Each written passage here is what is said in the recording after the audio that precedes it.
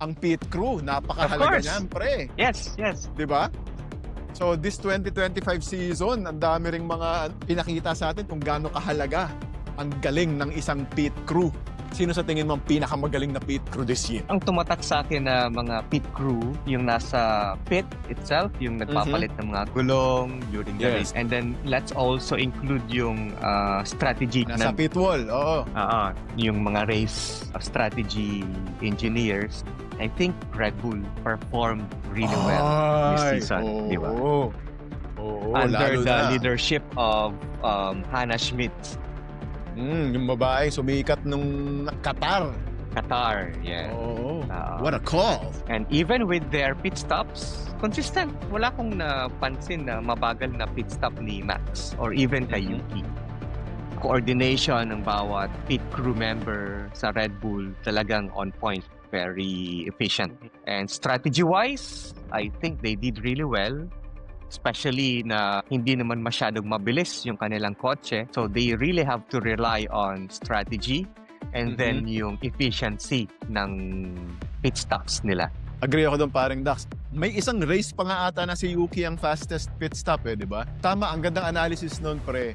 Since hindi naman sila yung fastest car, they have to be perfect dun sa other aspects ng racing performance nila. Yung tire strategy nila, pit strategy, di ba? Yung mga calls, yung mga in-race decision making. Yes. Good job nga ang Red Bull doon. At syempre, kung ikaw din yung support crew ni Max and you want to make that run, you want to give Max his fifth Yes. title, dapat ang performance mo, no pun intended, to the max din dapat ang the performance ng pit crew mo dyan, di ba? Ang tawag nga ni Brad Pitt dyan is Plan C. C. Combat Chaos. Di ba? Sila GP, Lambiasi. GP, si Woody, si Hannah. Muntik silang magkamali dun sa Sao Paulo. Hindi, di ba? Nung simula, nung practice siya, qualifying, reklamo si Max. Si Max. Oo, ano pa tong ginawa natin?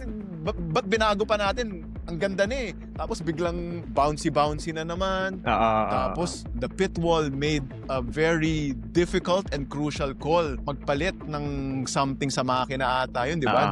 They switched back to old setup nila kaya sila napaatras lalo sa pit lane nag-start. Pero dahil din doon, kinaya ni Mang Max. O sige, ibalik nyo yung dati kong makina. Ako na bahala. So from pit lane to P3, nag-podium pa. So muntik sila nagkamali doon.